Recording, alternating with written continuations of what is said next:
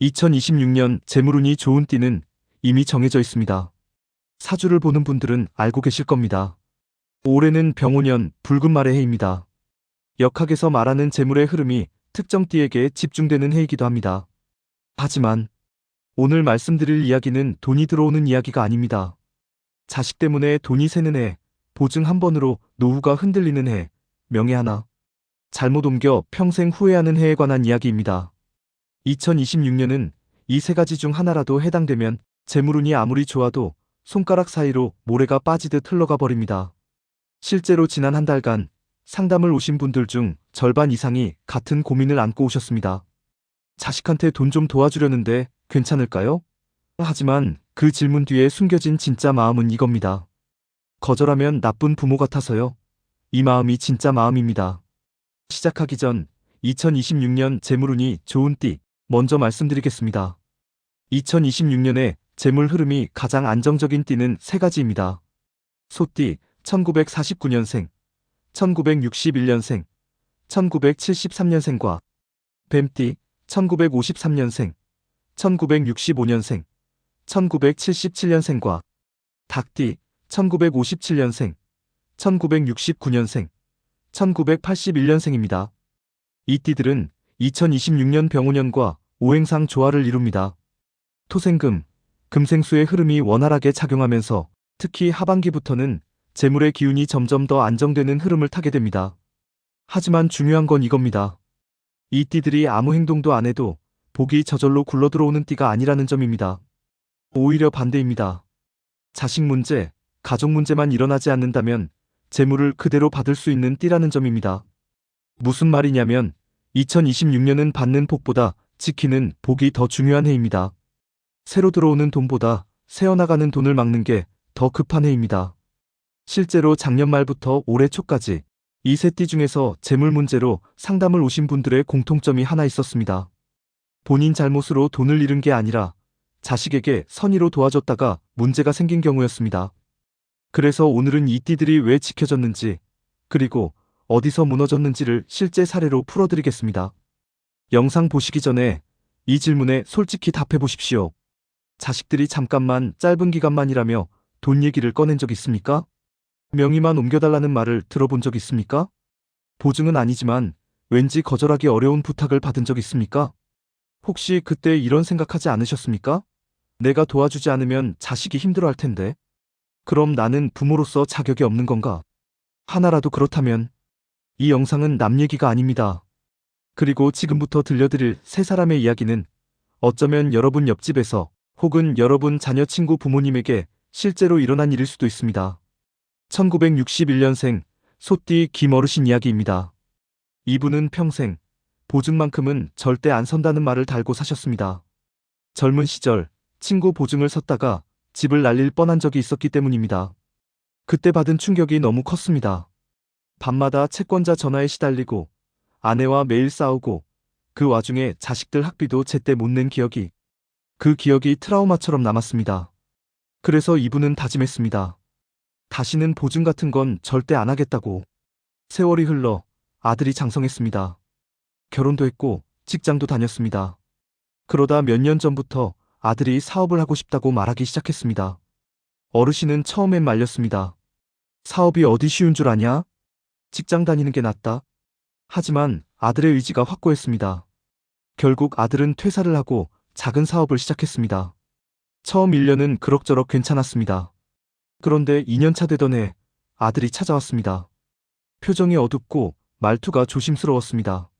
아버지, 사실은 자금이 좀 막혀서요. 어르신의 심장이 철렁 내려앉았습니다. 보증 얘기를 하려나? 그 생각에 벌써 가슴이 답답해졌습니다. 무슨 소리냐? 나한테 보증 서달라는 건 아니겠지? 아들이 급하게 손을 저었습니다. 아니에요, 아버지. 보증은 아니고요. 어르신은 안도의 한숨을 쉬었습니다. 보증만 아니면 돼. 어떤 부탁을 할까 겁이 났습니다. 그런데 며칠 뒤 아들이 다시 찾아왔습니다. 이번엔 며느리도 함께였습니다. 두 사람 모두 표정이 무거웠습니다. 아버지, 보증 말고요.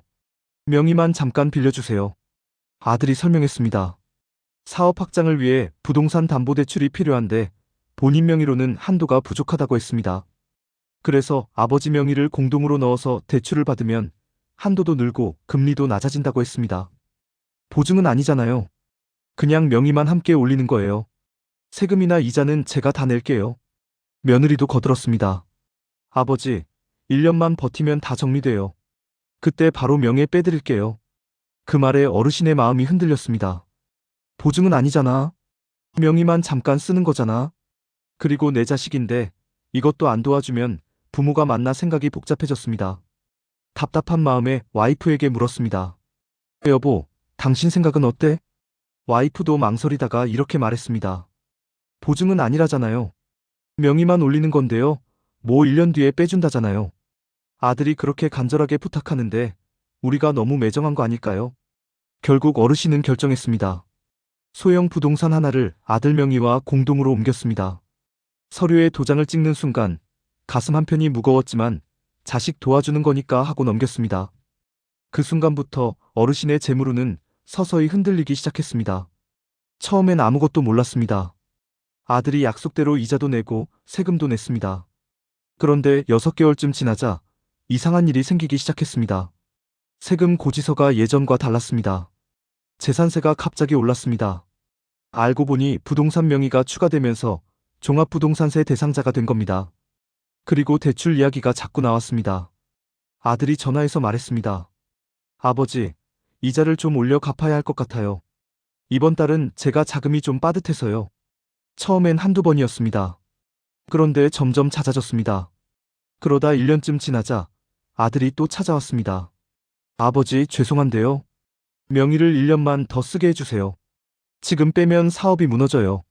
어르신이 물었습니다. 1년 뒤에는 확실히 뺄 수 있냐? 아들이 고개를 끄덕였습니다. 하지만 그 눈빛이 예전 같지 않았습니다. 그리고 그 1년이 2년이 되고 2년이 3년이 됐습니다.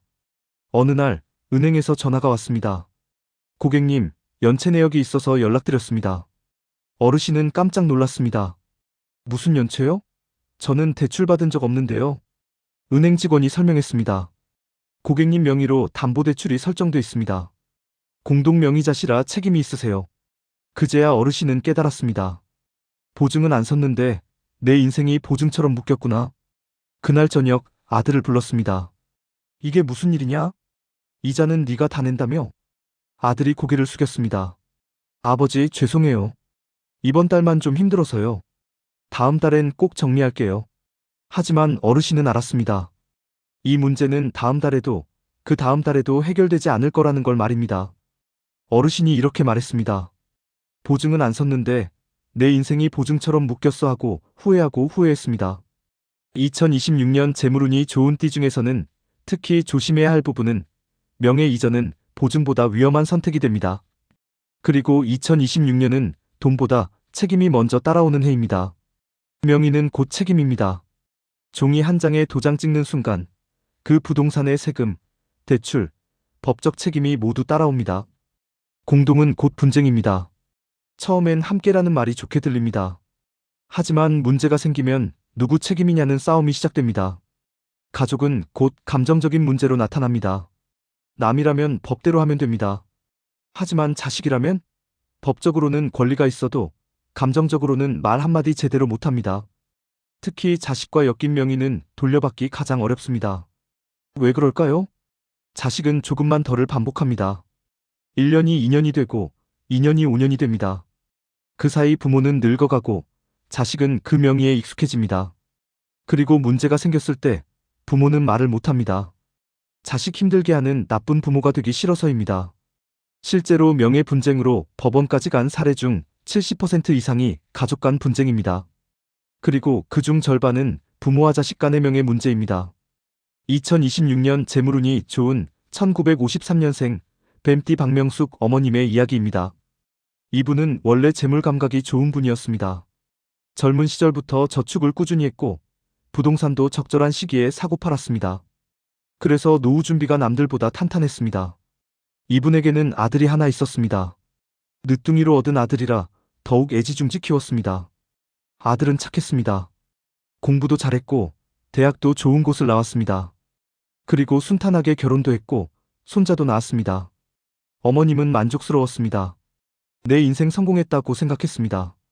그런데 어느 날 아들이 찾아와 조심스럽게 말했습니다. 엄마, 사실은 집을 좀 크게 옮기려고 하는데 대출이 좀 필요해. 어머님이 물었습니다. 대출? 너희 집 있잖아. 아들이 설명했습니다. 아이가 크면서 지금 집이 좁아졌다고 했습니다. 그래서 좀 더 큰 곳으로 옮기고 싶은데 부족한 금액만큼 대출을 받으려 한다고 했습니다. 어머님은 처음엔 거절했습니다. 대출은 이자 나가잖아. 그냥 지금 집에서 살아라. 하지만 아들이 말했습니다. 엄마, 요즘은 다들 대출 받아서 집 사요. 저도 직장 다니니까 이자 낼 수 있어요. 어머님은 더 이상 말하지 않았습니다. 이렇게까지 얘기했으면 자식이 알아서 하겠지 하고 말입니다. 그런데 며칠 뒤 며느리가 찾아왔습니다. 혼자였습니다. 며느리가 어머님 앞에 앉았습니다. 그리고 울기 시작했습니다. 어머니, 죄송해요. 제가 욕심이 많아서 그래요. 어머님이 놀라서 물었습니다. 무슨 일이야? 며느리가 눈물을 닦으며 말했습니다. 아이가 크면서 방이 하나 더 필요해요. 그런데 지금 집은 방이 2개밖에 없어요. 그래서 큰 집으로 옮기고 싶은데 남편은 대출이 부담스럽대요. 며느리가 계속 말했습니다. 어머니, 이번만 넘기면 다 정리돼요. 제 친정에서도 조금 도와주기로 했어요. 어머니께서 조금만 보태주시면 대출을 덜 받아도 돼요. 그날 밤 어머님은 거의 뜬 눈으로 지새웠습니다. 머릿속에 생각이 꼬리에 꼬리를 물었습니다. 내가 너무 냉정한가? 내가 너무 생각하는 건가? 손주 방 하나 마련해주는 것도 못해주나? 자식 힘들 때 외면해도 되는 건가? 며느리가 친정에서도 받는다는데 나만 안 주면 시댁 쪽이 인색하다고 생각하겠지. 다음 날 아침 어머님은 결정했습니다. 적금 하나를 해지했습니다. 3천만 원이었습니다. 그 돈을 아들에게 건넸습니다. 이것만이다. 이자라도 아끼려면 대출 덜 받아라. 아들과 며느리가 감격했습니다. 어머니, 감사합니다.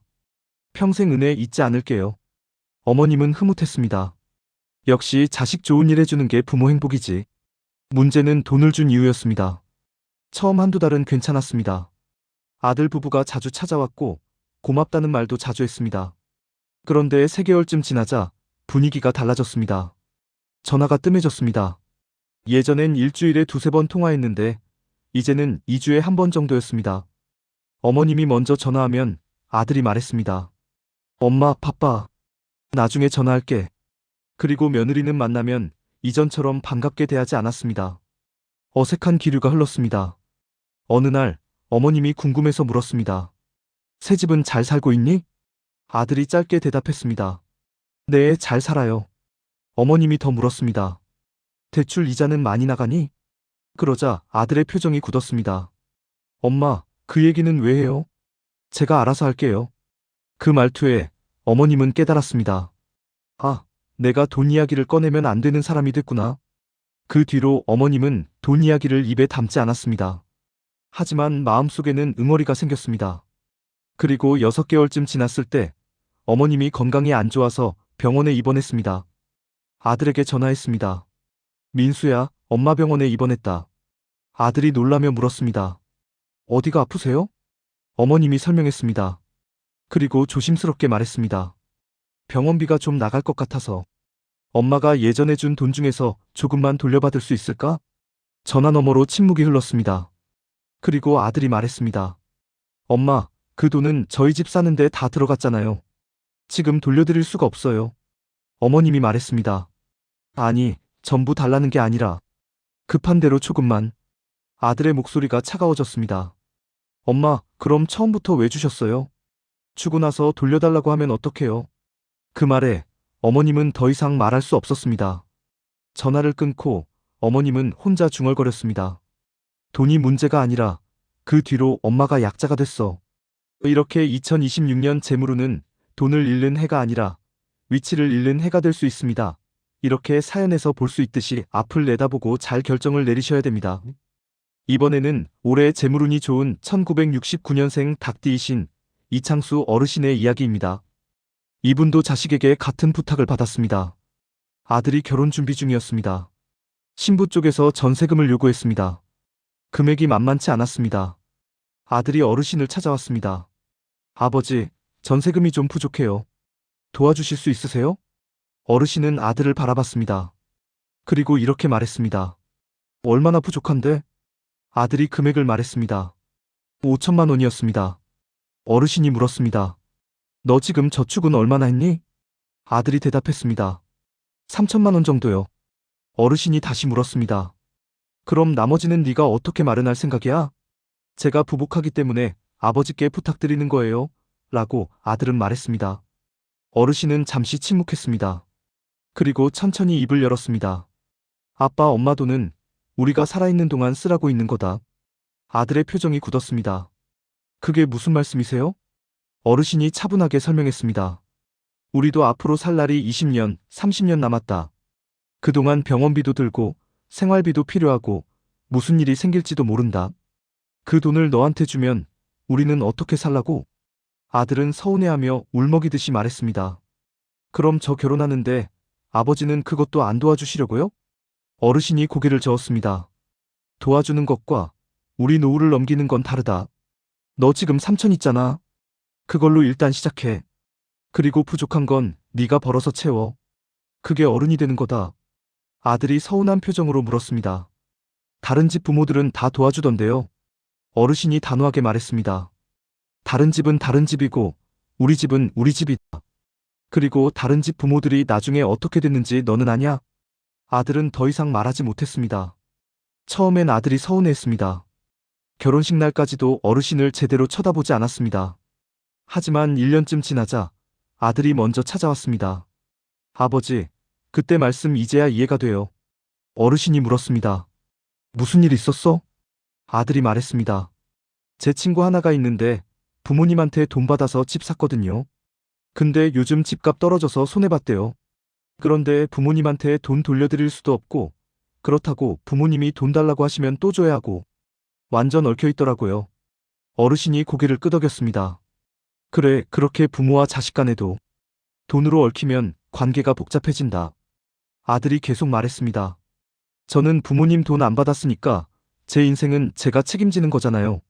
손해봐도 제 탓이고 잘 되면 제 덕이고. 그게 마음이 편해요. 아버지에게 처음에는 서운했지만 지금은 감사해요. 아들은 웃으면서 얘기했습니다. 어르신의 말입니다. 도와주지 않아서 미안한 게 아니라 도와주고 후회 안 해서 다행이야. 2026년 재물운은 현명하고 분명한 선택이 복이 됩니다. 그리고 2026년 조심하고 피해야 할 3가지 말이 있습니다. 이 말이 나오면 무조건 멈추십시오. 첫 번째는 이번만이에요입니다. 이번이 마지막인 경우는 거의 없습니다. 이번만은 다음 회도의 시작입니다. 그리고 두 번째는 명의만 빌리는 거예요입니다. 명의에는 책임이 따라옵니다. 종이 위에 이름 석자가 법적 책임 전부를 지게 만듭니다. 그리고 마지막으로는 가족인데 설마입니다. 가족인데 피해를 줄까 생각하시겠지만 가족이기 때문에 오히려 위험합니다. 남이면 법대로 하면 되는데 가족이면 감정 때문에 말도 못합니다. 이 말 뒤에는 항상 책임과 후회가 따라옵니다. 지금까지의 내용을 요약하겠습니다. 재물운을 지키는 5가지 해답입니다. 첫째, 자식과 돈은 분리해서 생각합니다. 자식을 사랑하는 것과 자식에게 돈을 주는 것은 다릅니다. 사랑은 감정이고 돈은 현실입니다. 둘을 섞으면 둘 다 무너집니다. 둘째, 명예 이전은 곧 내 노후 이전임을 기억합니다. 명예 한 장에 도장 찍는 순간 그 재산은 내 것이 아닙니다. 법적으로는 내 것이어도 실질적으로는 자식 것이 됩니다. 셋째, 보증이 아니어도 책임은 생깁니다. 보증서에 도장 안 찍었다고 책임이 없는 게 아닙니다. 명예, 계좌, 신용카드 이런 것들도 다 책임입니다. 넷째, 거절은 관계를 망치지 않습니다. 오히려 명확한 거절이 관계를 보호합니다. 애매하게 도와줬다가 나중에 후회하는 게 관계를 망칩니다. 다섯째, 지금 편한 선택이 아니라 10년 뒤 편한 선택을 해야 합니다. 지금 자식에게 돈을 주면 당장은 편합니다. 자식이 고마워하고 내가 좋은 부모가 된 것 같습니다. 하지만 10년 뒤에는 노후가 불안해지고 자식과의 관계도 어색해집니다. 2026년은 누구에게나 기회를 주지 않습니다. 하지만 모든 사람에게 시험은 줍니다. 그 시험의 문제는 딱 하나입니다. 당신은 자식을 사랑하면서도 당신의 노후를 지킬 수 있습니까? 이 질문 앞에서 많은 분들이 흔들립니다. 자식을 사랑한다면서 돈은 안 준다고? 그럼 나는 나쁜 부모인가? 이런 생각에 괴로워합니다. 하지만 명심하십시오. 좋은 부모는 자식에게 모든 걸 다 주는 부모가 아닙니다. 자식이 스스로 설 수 있게 만드는 부모입니다. 그리고 현명한 부모는 자식에게 의지하지 않는 부모입니다. 내 노후는 내가 지킬 수 있는 게 부모입니다. 2026년 이 질문에 흔들리지 않은 사람이 무사히 건너갑니다. 여러분의 재물운이 새어나가지 않고 온전히 지켜지길 바랍니다. 오늘도 끝까지 들어주셔서 감사드리고 내용이 좋으셨으면 구독과 좋아요 부탁드리고요. 여러분은 몇 년생 무슨 띠이신지 댓글로 적어주시면 감사하겠습니다.